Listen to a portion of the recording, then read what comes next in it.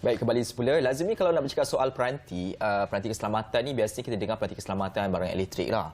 Itu sangat-sangat famous orang cakap. Sebab biasa kita tengok, okay, ada logo Siri pun tak ada. Okay, kalau ada, maksudnya selamat lah. Tapi hari ini kita berkata tentang satu perkara yang lebih berbeza. Ini berkaitan tentang peranti perubatan yang saya sebenarnya pun macam baru mengenali ada peranti perubatan untuk disewa. Dan tahukah anda, ada juga peranti-peranti yang dijual di pasaran pada ketika ini. Kalau kita lihat secara spesifik adalah kit-kit COVID untuk ujian COVID itu, ada juga yang telah ditarik balik kelulusan untuk digunakan di Malaysia. Itu semua adalah di bawah bidang kuasa MDA ataupun pihak berkuasa peranti perubatan. Okey, dan untuk berbincang lanjut tentang keadaan ini ataupun isu ini di mana kita perlu utamakan keselamatan peranti perubatan, kita bersama dengan Dr. Muralitaran Paramaswa, Ketua Eksekutif Pihak Berkuasa Peranti Perubatan MDA. Baik, terima kasih doktor kerana sudi bersama dengan kami. Dan mulanya kita nak tahu tentang fungsi MDA itu sendiri apa? Okey, MDA ni ataupun dikenali sebagai Pihak Berkuasa Peranti Perubatan. Ini merupakan satu badan berkanun yang ditubuhkan di bawah Kementerian Kesihatan Malaysia. Fungsi utamanya adalah kita dibagikan kepada dua. Yang pertamanya adalah ia berkaitan dengan regulatory peranti perubatan, di mana MDA ini adalah menjadi badan pengawal selia dan juga memantau semua jenis peranti perubatan yang berada di Malaysia. Apabila kita bercakap pasal kawal selia, dia adalah yang berkaitan dengan pengeluaran lesen kepada syarikat-syarikat ataupun dipanggil sebagai establishment yang ingin mengedarkan peranti perubatan, dan juga untuk mendaftarkan peranti-peranti perubatan untuk penjualan di dalam negara ataupun dieksport ke luar negara. Yang kedua pula, fungsi yang kedua adalah untuk bantuan industri. Sebab MDA ini dipertanggungjawabkan untuk membangunkan industri peranti perubatan di Malaysia sebagai salah satu hub di dunia. Ini fungsi utamalah kepada MDA. Okey, bercakap tentang soal fungsi utama ini berdasarkan daripada tiga perkara tersebut, adakah ianya hanya terlibat juga sebagai contoh instrumen-instrumen yang digunakan dalam industri perubatan, kesemuanya mesti melalui di bawah MDA? Ya, semua jenis instrumen ataupun peranti perubatan dia semua jenis peralatan yang digunakan dalam bidang perubatan adalah dikenali sebagai peranti perubatan sebab dia ada definisi dia di bawah Akta Peranti Perubatan, dikenali sebagai Akta 737. Akta ini telah memberikan definisi kepada kita apakah itu peranti perubatan. Ia termasuk contohnya adalah stetoskop, termometer yang kita nak mengukurkan blood pressure, ataupun face mask, test kit kita, even termasuk juga kondom dan sebagainya. Semua ini adalah peranti perubatan. Namun kalau kita lihat dalam keadaan masa kini, terutamanya semasa kita dilanda COVID baru-baru ini, kita dapat lihat penjualan peranti seperti oximeter, face mask, glove dan sebagainya dijual secara dalam talian, secara lambakan. Dan bagaimana sebenarnya kita nak pantau bahawa peranti-peranti ini mempunyai satu kelulusan daripada MDA, berdaftar, berlesen dan juga tidak orang kata tidak hilang fungsi sebagai peranti itu. Okey.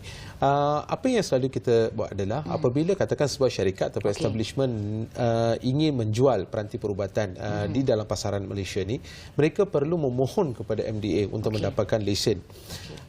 Mendapatkan lesen ni bermaksudnya dia akan kita akan melalui beberapa siri ujian klinikal dan ujian sebagainya untuk menentukan piawaian dia dan juga untuk memastikan peranti perubatan adalah selamat dan boleh digunakan untuk orang awam. Itu yang pertama. Apabila kita memberi kelulusan, ianya akan tertera dalam packaging peranti perubatan itu. Dalam packaging peranti perubatan ini mesti ada nombor kelulusan MDA. Macam selalu kita ada sirim, hologram macam tu kan. Jadi ini akan ada, dia akan cetak dan ini adalah satu syarat bagi lesen bagi mereka. Perlu cetak dia ada nombor kelulusan MDA. Jadi kalau sekiranya anda nak beli peranti perubatan, tak kisahlah dia face mask ke ataupun gloves ke whatsoever, anda perlu pastikan bahawa adanya nombor kelulusan MDA. Kalau tak ada cetaknya nombor kelulusan MDA, bermaksud ia tidak diiktiraf dan tidak mendapat kelulusan daripada MDA. Okey. Tetapi kalau daripada segi fungsi pula bagaimana? Adakah ia sebenarnya boleh dikatakan one to one fungsi dia sama, dan juga selalunya orang akan kata kalau ada kelulusan MDA ni mahal, so might as well just buy something similar tapi masih berfungsi. Contohnya oximeter masa zaman-zaman COVID tu dekat farmasi memang mahal. Betul. Tapi kalau you beli online RM20, RM30 boleh dapat. Yeah. So kita nak ubah persepsi masyarakat itu bagaimana? Okey, senang saja. Kita nak pastikan sebab peranti-peranti perubatan ni untuk kita gunakan untuk kesihatan diri kita ataupun untuk keluarga kita. Adakah kita bersetuju ataupun adakah kita bersedia untuk menggunakan peranti perubatan yang mungkin tidak iktiraf ataupun tidak dapat menentukan kepiawaian dia ataupun standard dia. Adakah kita nak menggunakan peranti-peranti perubatan sebegini atas keluarga kita ataupun orang kita kan? Sebab peranti-peranti perubatan ni kemungkinan apabila dia tidak melalui ujian-ujian yang tertentu, mungkin dia punya piawaian tak tepat, bacaan dia tak tepat. Ini yang berlaku semasa pandemik. Ada banyak test kit ni kita dapati apabila dia menggunakan, dia beli daripada online dan sebagainya. Yang sepatutnya tunjuk negatif, dia tunjuk positif. Yang sepatutnya tunjuk positif, tunjuk negatif. Ini yang berlaku banyak kekeliruan. Sebab itu kita kata perlu pastikan ia adalah berdaftar dengan MDA. So sebab kami dah melalui siri ujian dia dan menentukan piawaian dia. Jadi soalan yang kita nak tanya, adakah kita bersedia untuk menggunakan peranti perubatan yang tak sah ataupun tidak berdaftar, yang kita tak tahu dia punya menjamin keselamatan dia tu ke atas orang-orang yang tersayang kita, sebab mereka yang akan gunakan, anak kita, mak kita, ayah kita dan sebagainya. Itu soalan. Okey, baik, memandangkan kerana lambakan peranti-peranti perubatan boleh didapati secara mudah dalam talian, khususnya ketika pandemik yang dibeli secara diekspor daripada luar negara dan sebagainya. Soalan saya berkaitan dengan jual beli dan aspek jual beli. Adakah menjadi satu kesalahan proses jual dan beli suatu barangan yang tidak diiktiraf di bawah FDA sendiri? Ya, betul. Di bawah Akta Peranti Perubatan 2012, iaitu Akta 737, sebuah establishment ataupun syarikat mana-mana syarikat yang ingin menjual ataupun mengedar ataupun membuat manufacturer peranti perubatan perlu mendapat lesen daripada MDA. Itu adalah kehendak Section 5, Section 15 dan sebagainya. Dan juga dia menyatakan bahawa mana-mana produk yang ingin dipasarkan di dalam Malaysia perlu berdaftar dengan peranti perubatan, dengan pihak berkuasa peranti perubatan. Jadi dia ada, sekiranya tidak berdaftar, syarikat itu tidak berdaftar, dia akan melanggar Section 5 ataupun Section 15, ataupun sekiranya ada iklan-iklan yang mereka mengiklankan tanpa kelulusan MDA mengenai peranti perubatan, ini pun menjadi satu kesalahan di bawah Section 44. Jadi mana-mana section ni, kalaulah syarikat-syarikat ini ataupun mereka yang menjual individu melanggar mana-mana section ini, dia boleh dikenakan hukuman denda sehingga RM300,000 ataupun penjara selama 3 tahun ataupun kedua-duanya. Okey, dan sepanjang kewujudan MDA ini, ada tak kes-kes yang melibatkan orang kata pembatalan lesen ataupun saman terhadap penjual dan juga peniaga ini? Banyak. MDA sebab agensi penguatkuasa kan, kami sedang melakukan penguatkuasaan dia secara aktif dan banyaklah syarikat yang telah batalkan lesen mereka. Ada juga yang telah kita banyak keluarkan surat-surat amaran kepada mereka apabila sebab dia ada proses. Kita akan beri amaran, sekiranya tidak dihiraukan, kita akan gantung lesen dia. Sekiranya tidak ambil apa-apa tindakan remedi, kita akan batalkan dan bawa kepada mahkamah. Ini yang berlaku dan pernah kita batalkan beberapa syarikat ni. Selama ni kita dah batalkan lesen dia dan juga kita telah menurunkan beberapa iklan. Lebih kurang 31,000 iklan telah diturunkan daripada platform-platform online dan juga media massa yang tidak mendapat kelulusan daripada MDA. Okey, baik, kalau tidak ada permintaan, tidak ada penawaran dan itu menyebabkan lambakan-lambakan itu semakin meningkat. Dalam konteks ini, bagaimana MDA mahu mengurus bukan semata-mata sekadar mahu memastikan supaya peranti-peranti itu berdaftar, tetapi dalam masa sama juga rakyat, pengguna sendiri secara khususnya memilih peranti-peranti yang berdaftar berbanding yang tidak berdaftar ini? apabila seseorang ni nak beli, mana-mana pihak nak beli peranti perubatan ni, yang pertamanya pastikan anda semak dulu pendaftaran dia.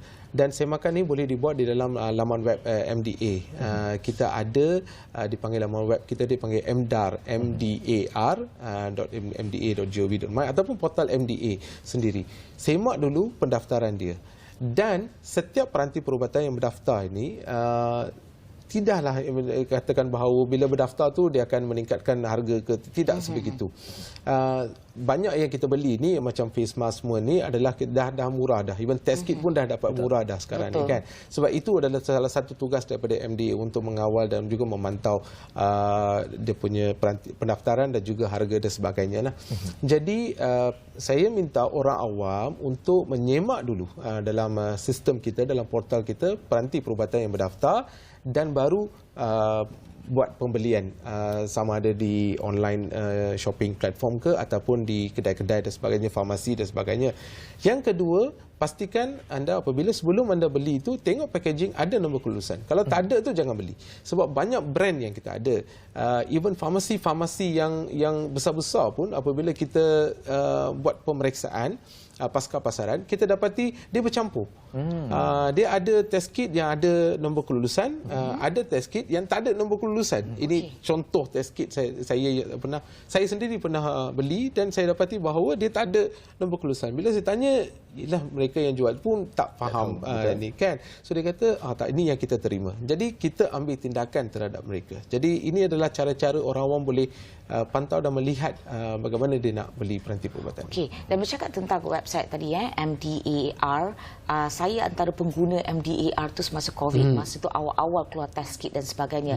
Okey, masa tu mungkin kita boleh nampak senarai-senarai test kit yang telah diluluskan dan sebagainya. Namun persoalannya dengan lambakan produk di pasaran, pelbagai jenama dan sebagainya, how extensive orang kata website itu sendiri untuk menyemak pelbagai jenama yang ada di pasaran. Kita tahu kalau macam face mask tu bukan satu brand, ada mungkin beribu-ribu, oximeter beribu-ribu brand dan sebagainya.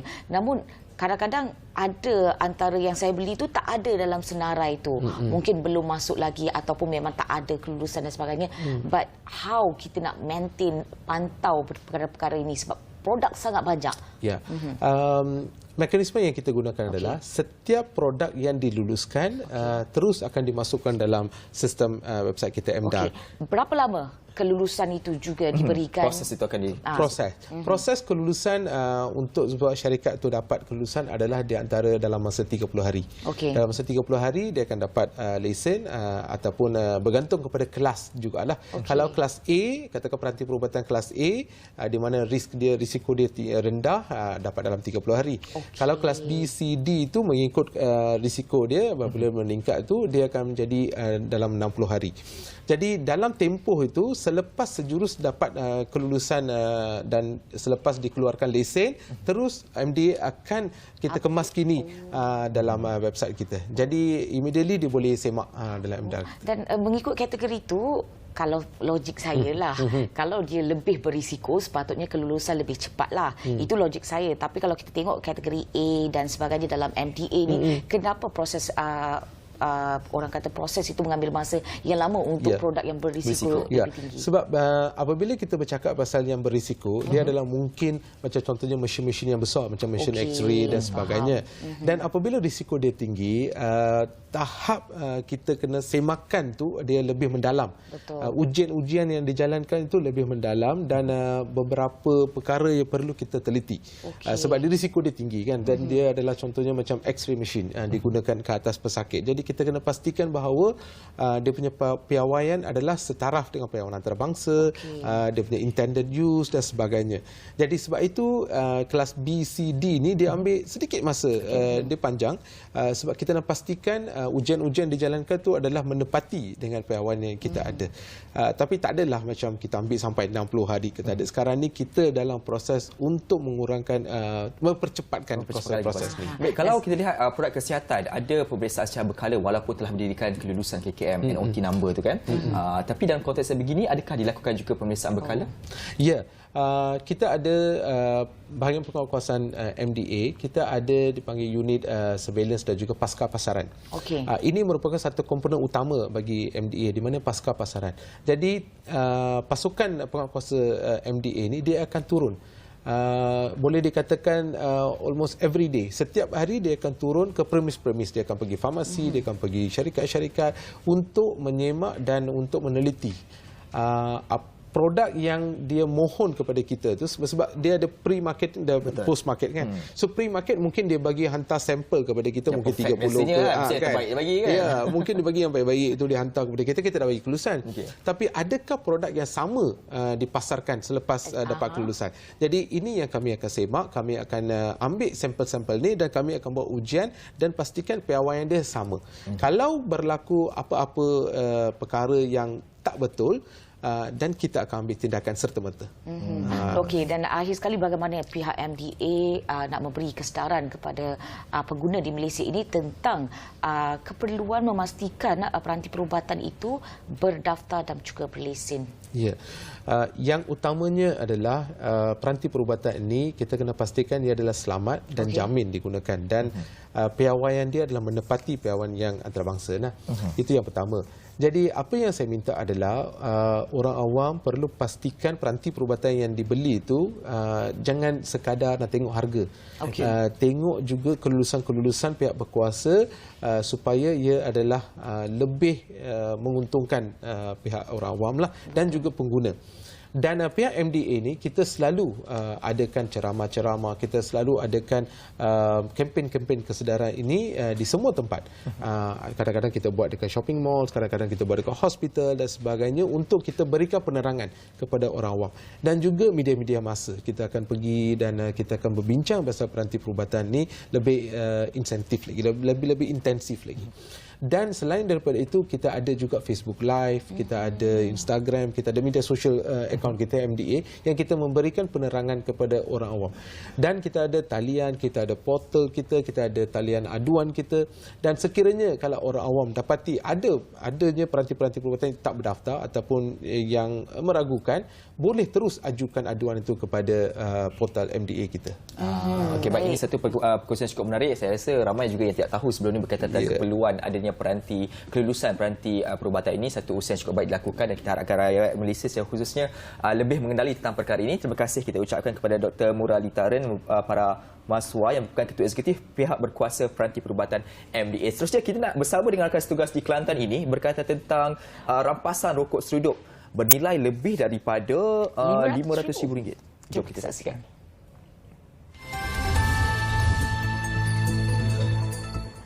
Terima kasih rakan setugas.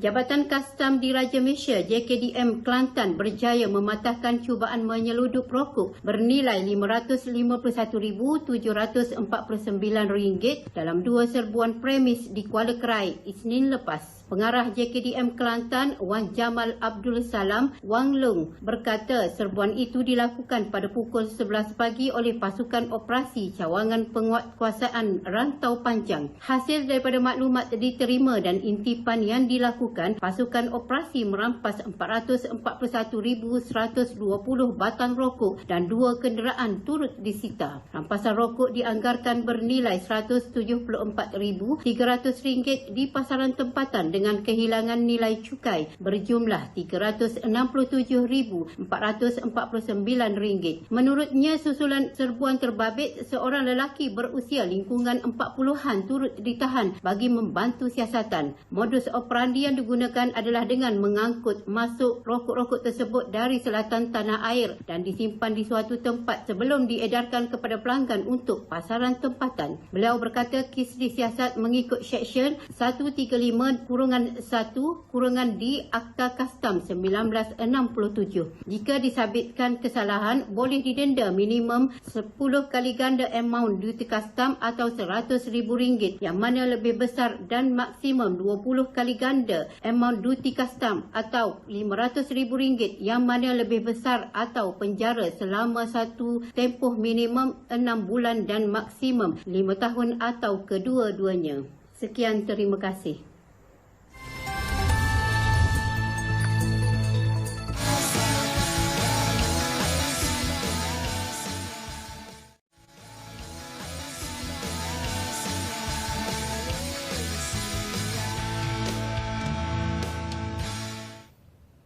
Indahnya sungguh. Dah nyanyi dia nak nyanyi dah. Kita bawa 8 hari. Okey, pastinya semua pun walaupun dah 8 hari awal, kira awal lagi lah, baru minggu pertama. Mood raya tu dah ada. Saya mesti. nampak orang dah berpusu-pusu membajiri kawasan-kawasan utama untuk membeli belah. Dan pastinya juga nak tahu apa yang menarik untuk raya kali ini. Nak nampak lebih elegan. Mesti nak tahu warna tahun ni warna apa, fashion dia pula macam mana, jenis material kain dan sebagainya. Itu antara yang menjadi perhatian lah. Itu baru pakaian kat badan. Belum lagi nak cakap rumah pula. Pakai di rumah tu pula. Langsir dan sebagainya. Tapi nak kita tahu lebih lanjut tentang bagaimana kita nampak lebih elegan di hari raya ni. Kita nak tengok gaya di hari raya. Jom saksikan. Setiap kali menjelang Aidilfitri, pastinya ramai di antara kita yang sedang mencari-cari idea bagi menyambut hari Lebaran yang bakal tiba. Untuk memeriahkan hari raya anda kali ini, Toko Toscano tampil memperkenalkan beberapa lokasi beg tangan untuk lelaki dan wanita bagi menelahkan keterampilan anda di hari Lebaran. Untuk mengetahui mengenai sejarah Toko Toscano, apa kata kita bersama dengan Nasrin, jurucakap Toko Toscano Malaysia. Okey, baik. Sebenarnya Toko Toscano ini bukanlah satu jenama yang lagi asing sebenarnya. Toko Toscano sudah pun berada di dalam industri selama lebih 30 tahun dan rangkaian yang disediakan Toko Toscano ialah rangkaian tas tangan wanita dan juga koleksi lelaki. Dan pada tahun ini, khas untuk Aidilfitri pada tahun ini, Toko Toscano memperkenalkan satu tema khas untuk raya, iaitu Tomorrow Together Raya bersama Toko Toscano. Menjadi pilihan selebriti tempatan, Toko Toscano menawarkan gaya dan fashion yang cukup unik dan menepati citarasa Nadia Anwar dan Azwan Aziz. Untuk mengetahui apakah keunikan Toko Toscano, apa kata kita bersama dengan mereka. Okey, sebagai seorang wanita yang berkejaya, yang sentiasa sibuk dan juga aktif, biasanya Nadia suka gaya yang lebih praktikal, yang membolehkan Nadia bergerak dengan mudah, bukan sahaja dari segi pakaian tapi juga dari segi aksesori dan juga handbag. Cita rasa saya setiap tahun saya akan pakai smart casual, okey, dan saya pakai warna yang cerah, nampak lagi kemas, dan saya suka gaya dengan kasut kulit dengan beg kulit. Dengan 3 lokasi yang segar, lagi anggun, elegan dan bergaya, Toko Toscano pastinya memberikan kepuasan kepada si pemakai. So saya suka black colour. So black colour ni kalau dia senang match dengan baju apa-apa pun kita pakai. So dia senang dibawa. Lepas tu dia punya ruang pun besar. So boleh simpan macam-macam barang di dalam beg dia. Bila Nadia dikabarkan bahawa mereka mengeluarkan koleksi raya, sudah tentu Nadia teruja lah. First kali kita tengok, okey, dari segi warna. Okey, warna apa yang mereka tawarkan adalah antara warna-warna yang mudah untuk disesuai padankan dengan apa saja pilihan tema raya kita. Dan juga dari segi practicality beg tersebut. Okey, bercakap tentang saiz. Okey, mereka menawarkan daripada saiz yang kecil, saiz yang sederhana hingga ke saiz yang besar. Tetapi kalau nak bercakap tentang pengalaman Nadia sendiri, apakah saiz yang paling sesuai untuk digayakan ketika hari raya? Sudah tentu saiz yang tengah-tengah. Sebab apa? Kadang-kadang terlalu besar, terlalu banyak barang kita letak, terlalu kecil, apa pun tak boleh nak masukkan. Jadi kalau yang tengah-tengah ni ngam-ngam nak masukkan duit raya, nak bagikan pada budak-budak, dan bergantung kepada gaya dan juga personality anda. Anda boleh memilih sama ada anda suka yang jenis klasik seperti clutch, ataupun yang jenis yang silang badan seperti yang Nadia gayakan sekarang ini, ataupun yang jenis top handle yang kita boleh pegang dan bimbit lah orang katakan. Okey, ke mana-mana. Jadi Nadia cukup berpuas hati dengan koleksi raya Toko Toscano tahun ini sebab memberikan pelbagai variasi dan juga pilihan untuk kita semua. Buat penonton Bernama TV yang ingin mendapatkan koleksi rangkaian tas tangan dari Toko Toscano, anda boleh lawati laman sesawang rasmi iaitu www.tokotoscano.com.my ataupun boleh juga dapatkan secara terus di Departmental Store Aeon, di Paksen ataupun di Sogo. Dan jangan lupa untuk ikuti juga laman sosial mereka iaitu di Instagram dan Facebook tokotoscano.my untuk mendapatkan maklumat terkini berkenaan dengan koleksi Toko Toscano.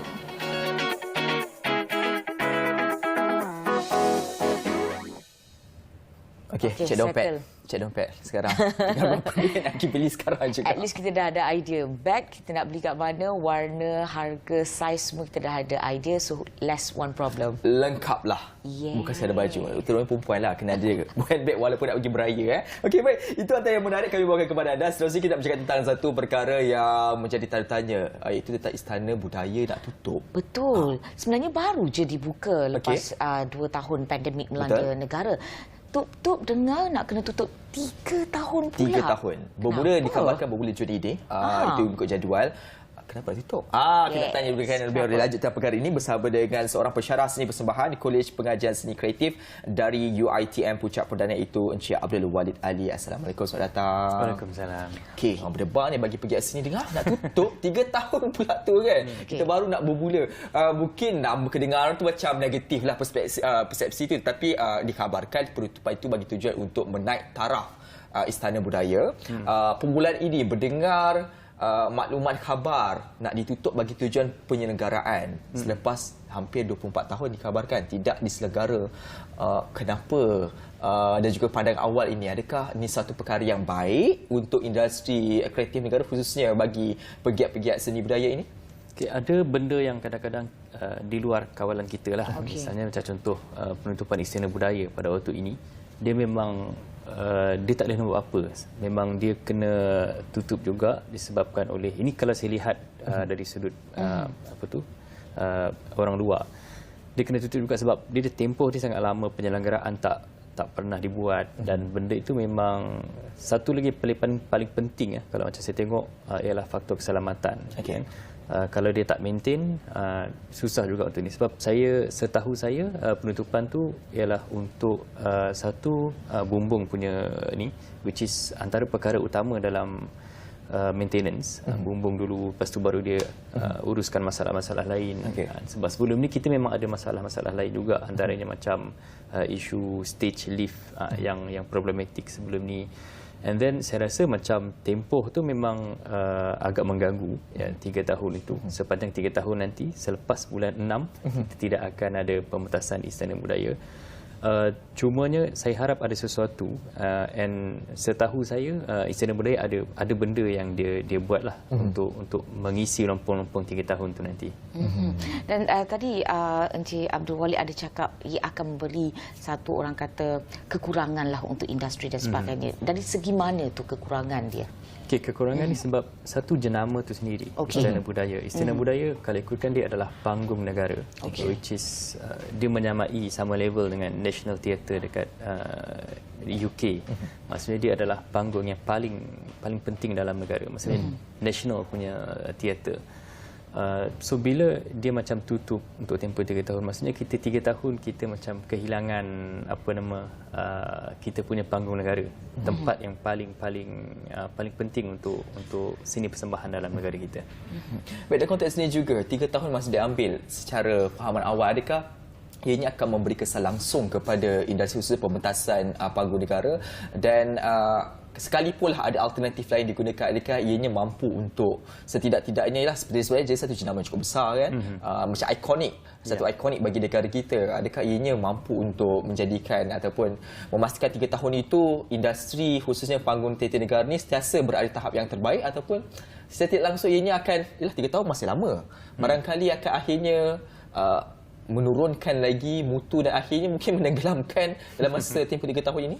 Saya tak nampak macam tu, sebab saya nampak macam isu kalau macam untuk golongan-golongan penggiat teater alternatif misalnya, mereka sebelum ni ada store teater Dewan Bahasa dan Pustaka, which is ditutup pada sekitar tahun 2014-15 macam tu. Bila penutupan tu berlaku, kumpulan-kumpulan lain ni mereka buka panggung-panggung lain, pentas-pentas lain di tempat lain yang hampir menyamai store teater Dewan Bahasa dan Pustaka. Dan saya rasa kemungkinan untuk kita ada ideologi yang sama ataupun mekanisme yang sama untuk Istana Budaya itu ada. Maksudnya kalau kita lihat daripada sudut positif, mungkin akan ada pelabur-pelabur yang akan mengeluarkan duit ataupun dana untuk menyediakan tempat-tempat yang hampir menyamai Istana Budaya. Okey, dan saya tak pasti kalau anda semua perasan satu perkara di Malaysia ini, terutamanya tentang penyelenggaraan. Okey, kalau kita tengok Istana Budaya ini dibina pada tahun 1999 dan sekarang 2023 dan 24 tahun itu tak ada penyelenggaraan. Saya kira itu adalah satu perkara yang mungkin terlepas pandang, namun tak harus dilepas pandang sebab 24 tahun tanpa penyelenggaraan, kita juga boleh melihat daripada segi keselamatan tanpa mementingkan keselamatan berterusan dan sebagainya.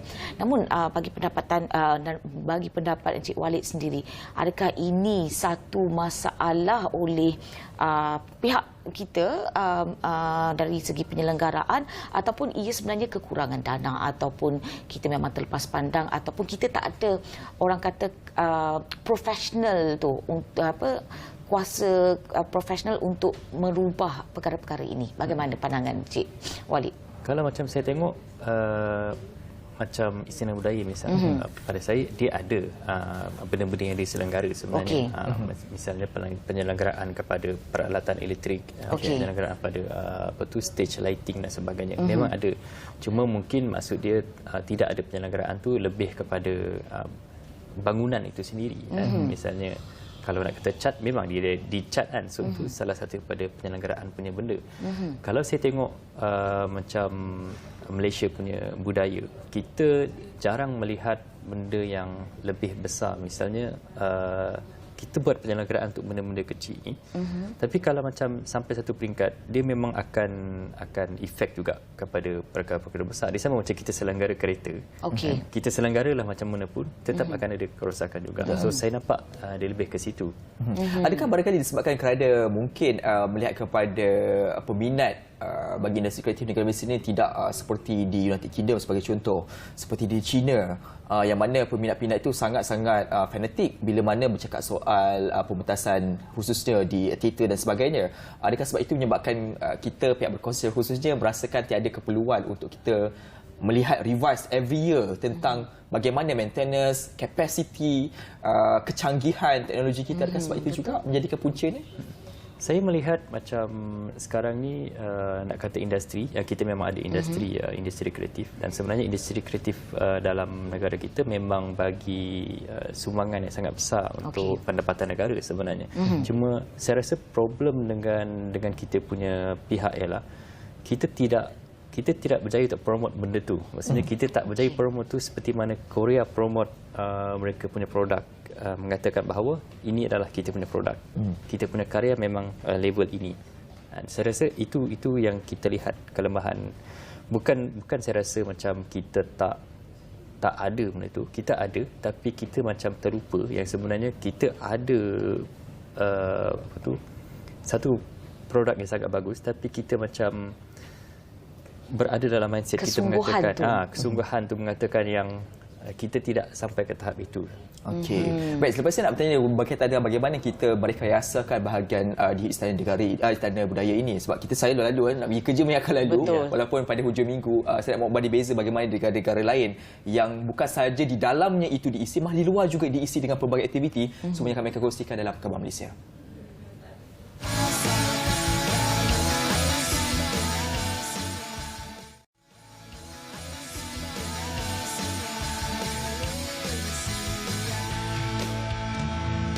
Baik, masih lagi bersama kami dalam Apa Khabar Malaysia dan kami membincangkan tentang Istana Budaya, bagaimana proses penutupannya dan bagaimana fungsi Istana Budaya itu sendiri untuk menarik pelancong dari dalam dan luar negara. Satu yang ketara adalah harga tiket pementasan teater. Kalau kita lihat, kalau berbanding negara-negara luar, pementasan teater ataupun pembelian tiket itu harganya tidaklah terlalu mahal. Namun berbeza di Malaysia di mana teater itu dia macam kayangan sikit.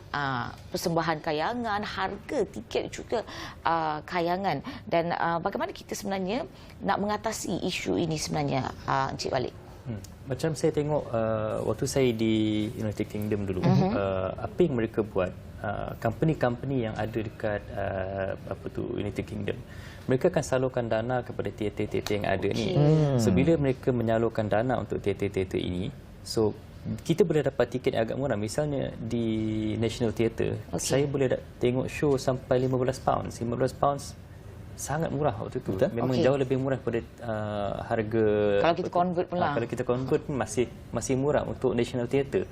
Yang mana dia memang international punya level. Dan saya tengok balik list of sponsors memang sangat-sangat banyak. Itu yang kita tak ada kat sini. Dan saya tengok macam kalau nak tarik sponsors, saya rasa sponsors ada je yang nak sponsor teater, cuma dia tidak tahu macam mana bisnes teater ni berjalan. Dan saya rasa macam kalau nak sponsor movie ataupun teater, sebenarnya teater lagi untung cepat sebab habis show je dapat. Betul.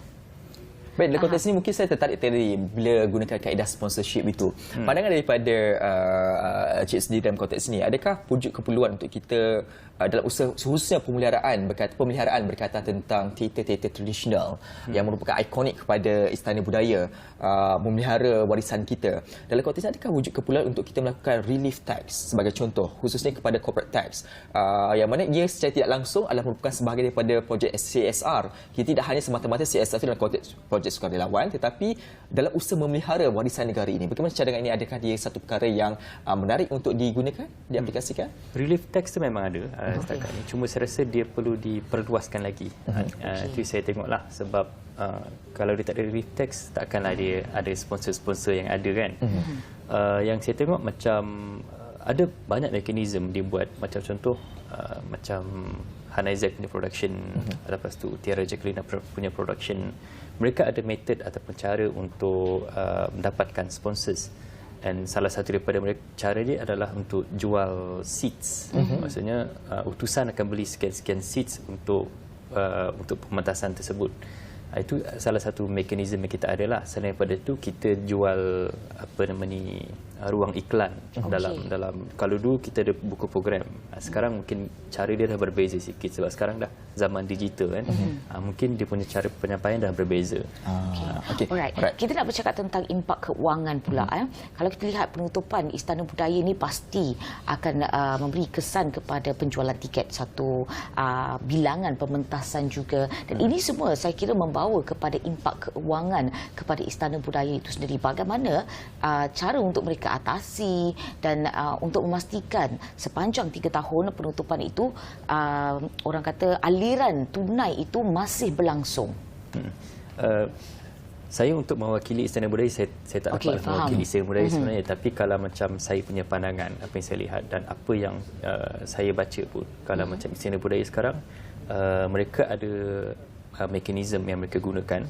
Antaranya macam sekarang mereka ada outreach program, gerak nama program tu, yang mana mereka selepas bulan 6 ni nanti mereka akan macam promote Istana Budaya, macam bawa Istana Budaya keluar.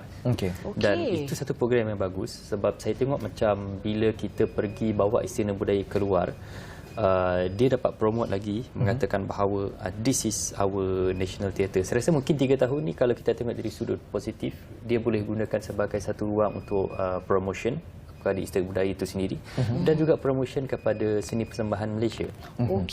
Satu lagi isu keuangan tentang Istana Budaya ini adalah hutang lapuk.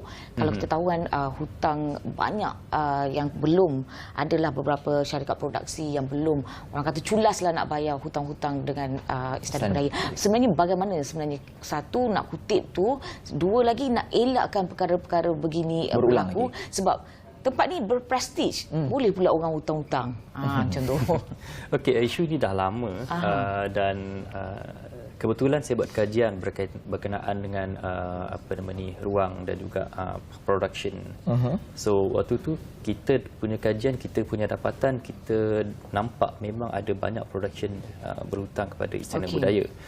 And pada waktu tu sampai satu peringkat KP sebelum ini, Ketua Pengarah sebelum ini, Abang Johari, apa yang dia buat, dia sampai buat press release, minta tolonglah bayar balik Istana Budaya dan sebagainya. Cuma sekarang saya tengok Ketua Pengarah yang baru ini, dia ada satu cara yang mana saya lihat dia, kalau you tak ada duit, you tak dapat masuk Istana Budaya. So itu agak membantulah sebenarnya. pay first lah, kena bayar dulu. Bayar dulu habis baru boleh buat pementasan. Because dia satu tempat yang berprestige. Kalau you nak buat, tiket dah lah jual mahal and everything.